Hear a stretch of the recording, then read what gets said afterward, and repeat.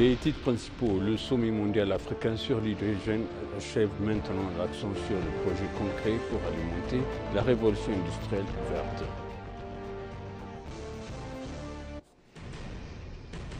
L'Éthiopie devrait renforcer ses initiatives de lutter contre les effets du changement climatique grâce à la coopération Sud-Sud.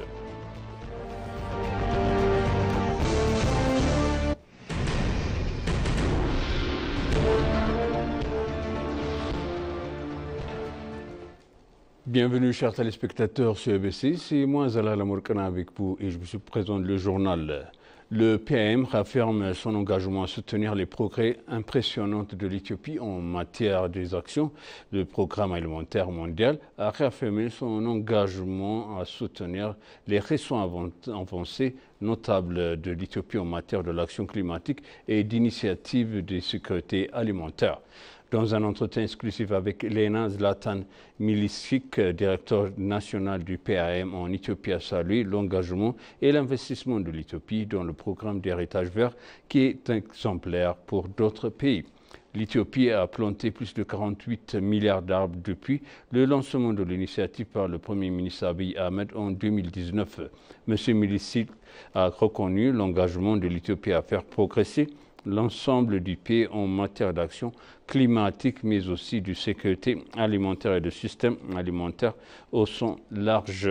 Le programme Bounty of Basket, Yelemat Trofat, stimule également la production d'aliments divers comme le produit laitier, le poisson, le poulet, tandis que l'initiative Green Legacy lutte contre le changement climatique et améliore la nutrition grâce à la plantation d'arbres.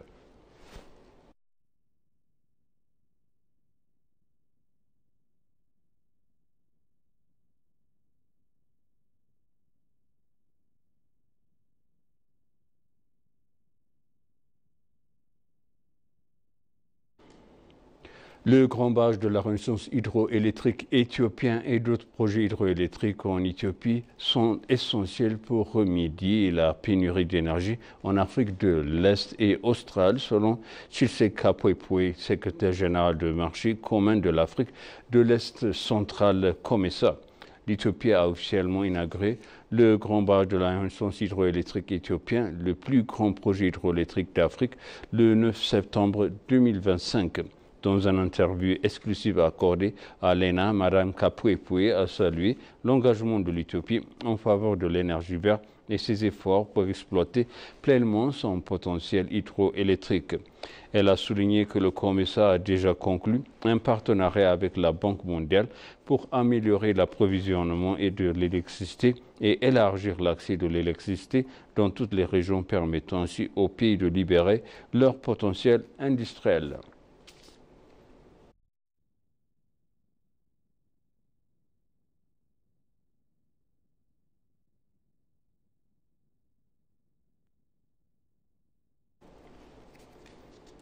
L'ambassadeur allemand a salué le grand barrage de la Renaissance hydroélectrique, une étape importante dans la coopération énergétique régionale.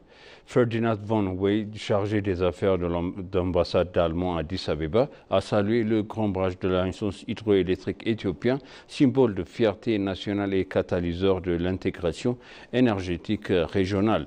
L'Éthiopie a inauguré le grand barrage mardi dernier lors d'une cérémonie de haut en couleur en présence du dirigeant d'Afrique et des Caraïbes.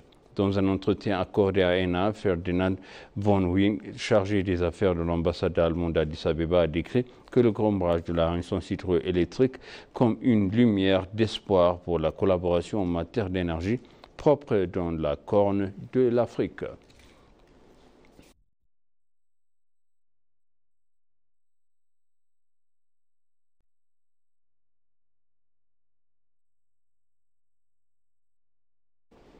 Les citoyens de divers pays qui ont donné leurs avis à ISEA ont déclaré que le grand barrage de la Renaissance hydroélectrique éthiopien était une source de grande fierté et d'inspiration pour les Africains. Les dirigeants des pays voisins présents à la cérémonie d'inauguration ont également confirmé que dans leur discours, leur volonté d'acheter de l'électricité à l'Éthiopie. Zamzam, contrôleur aérien à l'aéroport international d'Entebbe, a également déclaré que le barrage jouerait un rôle important dans la facilitation de la connectivité régionale. Michel Okumu, directeur adjoint du changement climatique au ministère kenyan de l'Environnement, du changement climatique et des forêts, a déclaré que le barrage renforcerait davantage les relations entre l'Éthiopie et les pays africains.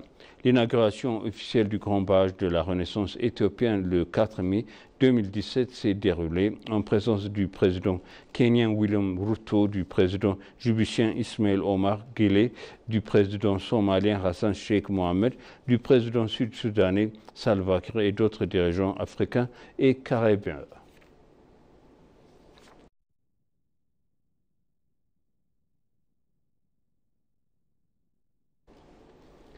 Le sommet mondial africain sur l'hydrogène s'est achevé jeudi après 3 jours de discussions intensives visant à convertir le potentiel énergétique renouvelable de l'Afrique et le projet hydrogène bancable.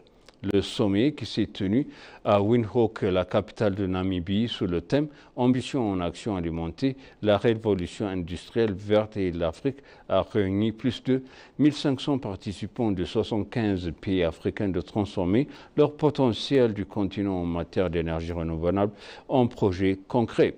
L'objectif était de passer du dialogue à des transactions concrètes, un sentiment partagé par le vice-premier ministre namibien Nathangwe Ntete. Le programme de 3 jours comprenait des masterclass techniques et des sessions sur le leadership offrant une approche globale pour surmonter les obstacles et garantir que la révolution de l'hydrogène vert et en Afrique soit non seulement ambitieuse, mais aussi réalisable.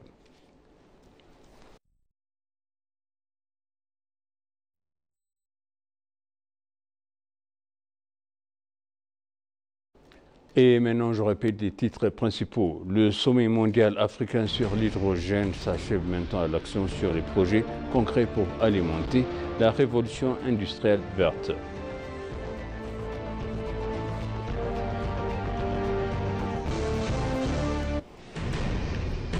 L'Éthiopie devrait renforcer ses initiatives de lutter contre les effets du changement climatique grâce à la coopération Sud-Sud. Chers téléspectateurs, ainsi s'achève le journal. C'était moi, Zalala Morkana, avec vous et je vous souhaite une bonne suite de programme et bon week-end et bonne année 2018.